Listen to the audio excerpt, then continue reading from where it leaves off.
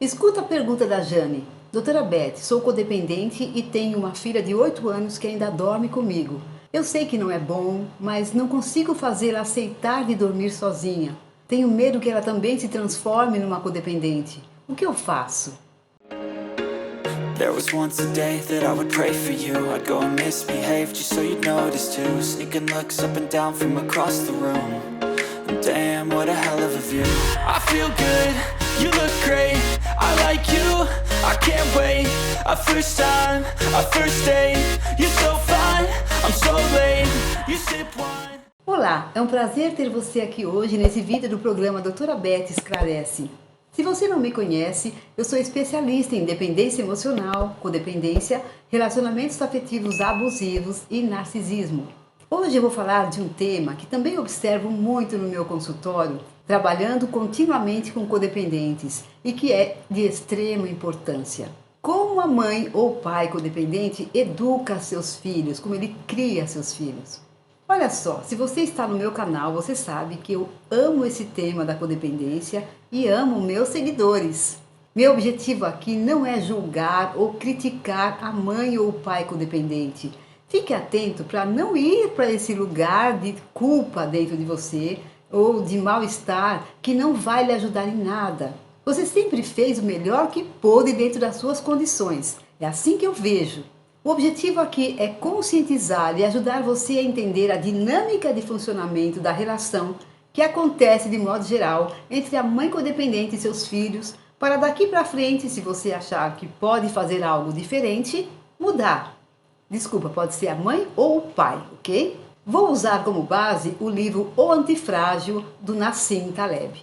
Eu já fiz um vídeo introdutório sobre esse tema do antifrágil e sugiro que você o assista depois desse. Vou deixar um link aqui para que você entenda bem o conceito do que é frágil, robusto e antifrágil.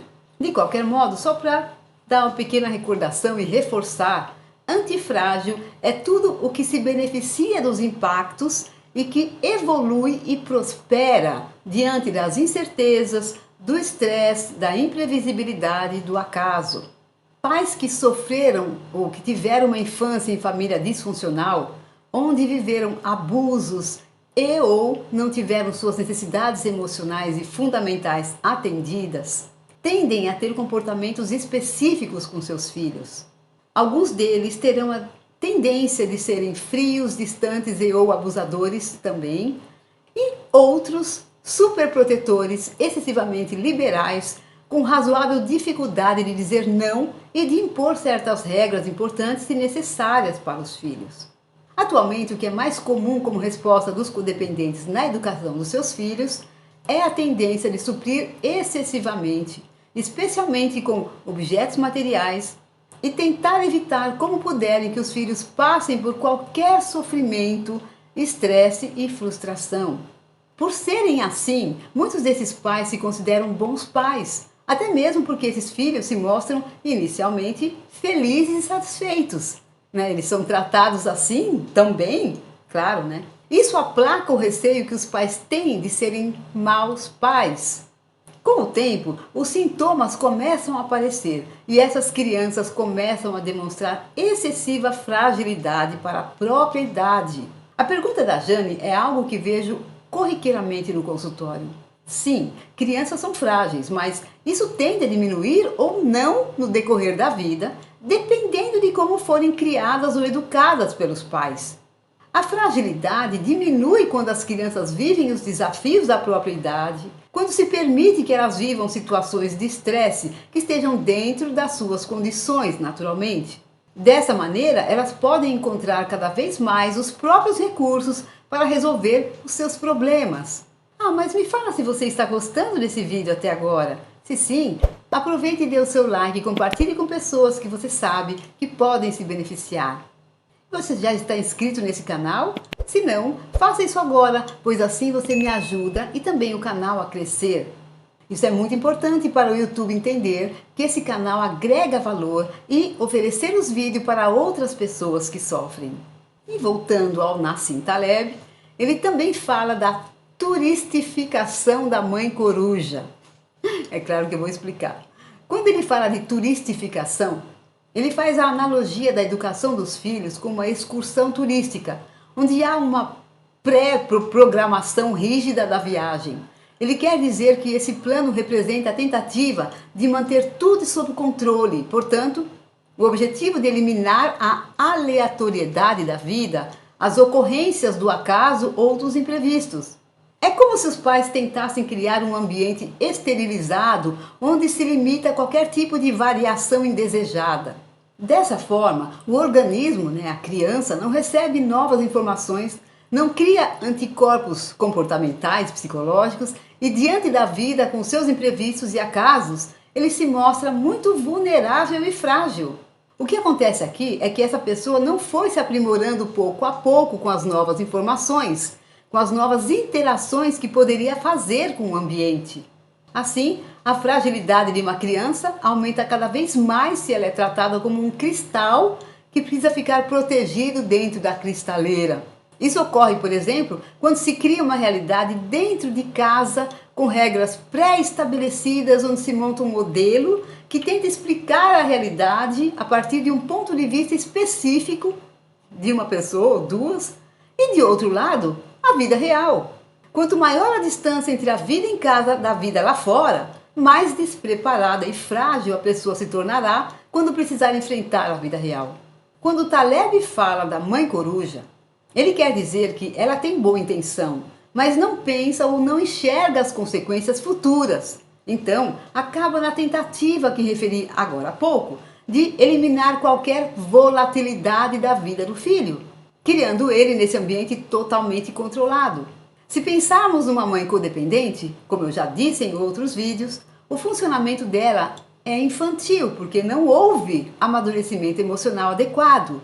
E em muitos casos, ela se mostra carente, temerosa de ser abandonada e de ficar sozinha.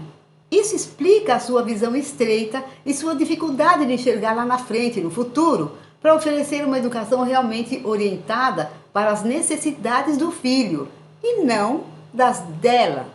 Pensando na pergunta da Jane, em geral, a mãe que dorme com a criança e não consegue dar limite e fazê-la dormir no próprio quarto, ou até mesmo na própria cama, me diz que não quer magoar o filho ou a filha, e é compreensível. Mas, em alguns casos, nota-se que ela tem medo da rejeição do filho. Então, de novo, é ela que está sendo atendida nas suas necessidades básicas, e não a criança que precisa ser estimulada, pouco a pouco, a se tornar cada vez mais autônoma. O autor diz que essa mãe coruja tenta eliminar a tentativa e erro da vida dos filhos, e isso é fundamental para o aprendizado, para a evolução. O filho precisa experimentar, errar e acertar para desenvolver competências e autoconfiança. Em outras palavras, é muito importante permitir que o filho corra riscos em ambientes controlados, em testar a aleatoriedade e permitir que o filho se desenvolva. Lembrando da minha história, como eu fui absolutamente presa na infância e adolescência por um pai extremamente controlador, embora não fosse codependente. Por isso, fui para a vida completamente ingênua e despreparada e sofri um bocado até me recuperar. É por isso que vale muito a pena fazer terapia especializada, curar a criança interior e desenvolver o adulto saudável. E você, conhece o meu curso sobre a criança interior ferida? Vou deixar um link aqui para que você o conheça para curar os seus traumas. Voltando ao Taleb, ele afirma que apesar de todo o desenvolvimento tecnológico, estamos caminhando para um mundo cada vez mais frágil, onde as pessoas estão despreparadas para o que vem pela frente. É claro que isso está relacionado a impedir que as crianças cresçam e desenvolvam as suas forças de maneira adequada. Lembro-me agora que, atendendo uma mãe que tinha a mesma questão da Jane, descobrimos na terapia que, na realidade, a mãe era dependente do filho e nutriu a dependência dele em relação a ela, o que significa que seu papel de mãe ficou bastante distorcido. Não era ela quem tinha que cuidar do filho, era ele quem, no final, cuidava dela. Com isso, ocorre um emaranhamento entre os dois, entre a mãe e filho, e a mãe, ou também poderia ser o pai, como eu já falei, tende a perder a autoridade necessária ao seu papel, quando ela cria esse emaranhamento, essa confusão.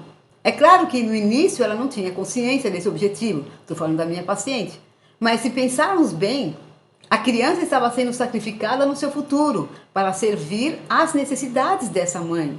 O que é muito triste para os dois, porque nenhum deles evoluía. Não quero dizer que seja fácil ser mãe ou pai, eu acho terrivelmente difícil. É muito desafiador, especialmente para os dependentes emocionais, que de repente se veem diante de tal responsabilidade quando ainda buscam ansiosamente ser cuidados. Bem, agora é a sua vez de contar pra gente aqui nos comentários se você se identificou com algo do que eu disse aqui hoje. Quem sabe seu comentário se torna um novo vídeo. E se esse vídeo ajudou você, dê um like demonstrando gratidão.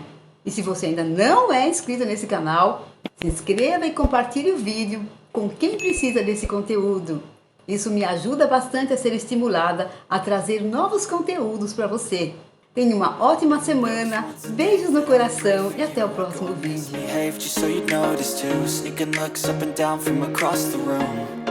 Damn, what a hell of a view. I feel good, you look great, I like you, I can't wait.